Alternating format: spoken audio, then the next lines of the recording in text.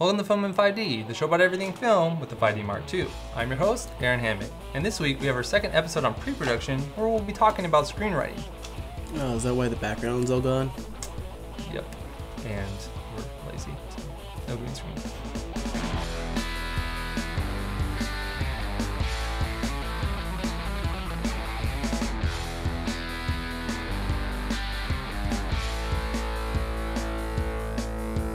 Now last week I admitted that pre-production doesn't exactly get me excited, and for me it's more of a way to get prepared and less in the chaos of production.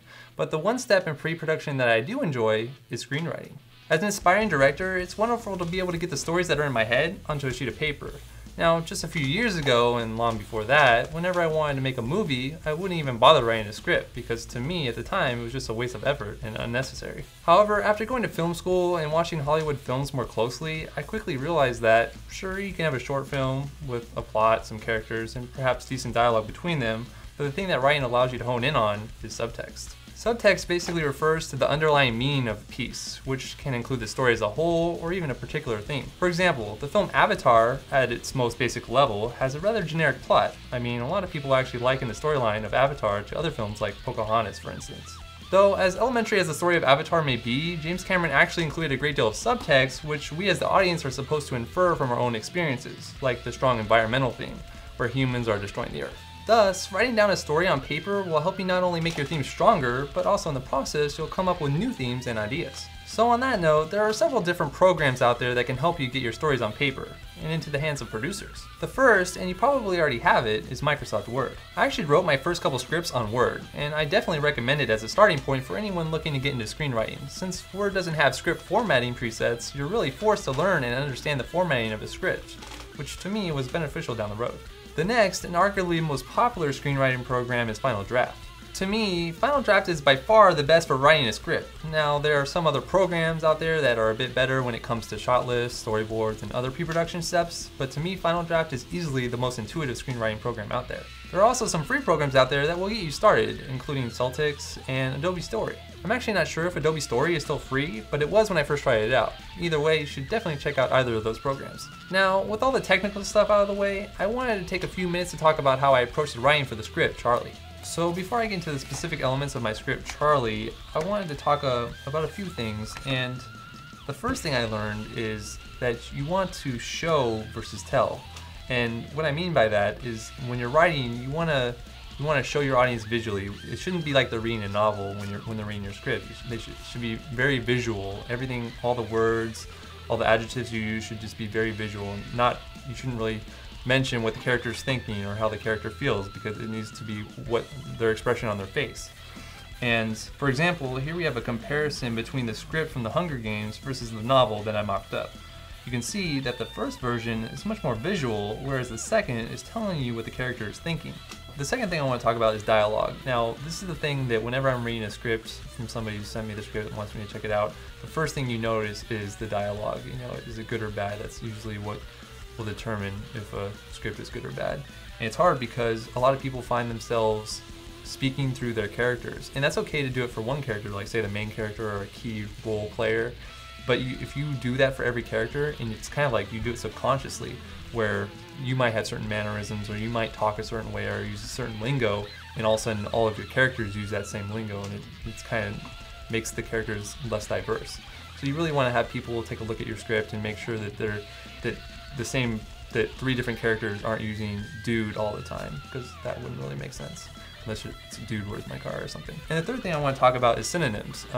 So when you're first writing your script, you kind of just want to vomit it out, just get it all on the page to get you going. You don't want to be stuck with a writer's block. You just want to get everything on paper as fast as you can, and then kind of go through it, and then take a look at your writing and make sure that you're not using the same word to describe the scary house all the time. You're using different things, and you're using onomatopoeia and different devices, literary devices, that will help you make your reader feel like it's a creepy place or whatever, for example. And the fourth thing I wanted to talk about is result direction. Now, I was going to save this for a directing episode, and I'm probably still going to talk about it in a directing episode since it's really important. It's pretty common among new directors, but it starts in the screenwriting process. If your writer writes a result direction, then it's going to carry through to the actor or actress portraying that emotion and kind of limiting them to a certain emotion. For example, Susan is afraid to walk down the creepy hallway. Now, this is a result direction because saying Susan is afraid, all of a sudden the actress who's playing Susan has to pretend to be afraid. Whereas if you write Susan looks down the creepy hallway wide-eyed. Now it's kind of the same meaning. She's scared because she's wide-eyed, but she can take that wide-eyed look or feeling and, you know, maybe she shivers, maybe she does something different than just telling her to be afraid. So it starts with writing, and you want to really think about that. You don't want every line of action to be telling the actor or actress what they should be feeling.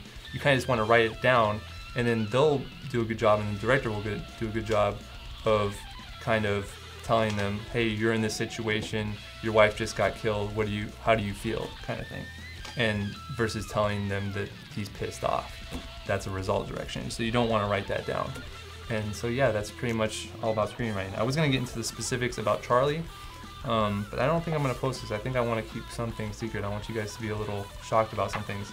But it is a 9-page script, so it should run about 10 minutes, which kind of what I thought. I thought it was going to be about 8 to 10 minutes. And just the basic formatting of a script, you know, if you use Final Draft or Celtics, it's going to format it for you. You just want to have 2 staples on the left-hand side, and you want to make sure that you have the title. I have all these notes on here, but you want to make sure you have a title and that you have your address and phone number, because there's a lot of scripts out there. You hand somebody your script and all of a sudden they like it, but they don't have your address and phone number, and they just throw it in the trash, and that's bad. But that's it for this week. Send any questions to me via @mentions on twitter.com/AaronHammock. Follow the show's Twitter @FilmIn5D, or if you're on Facebook, like our page at this link here.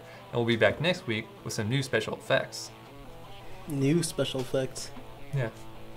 Like lightsabers and stuff like that. Lightsabers? I thought it would be like zombie related stuff. No, we're gonna take a break until we get the producer and the makeup artist and stuff in line. And then we're gonna have another episode on planning and stuff, so. Oh, we really are getting serious with this one, huh? Yeah.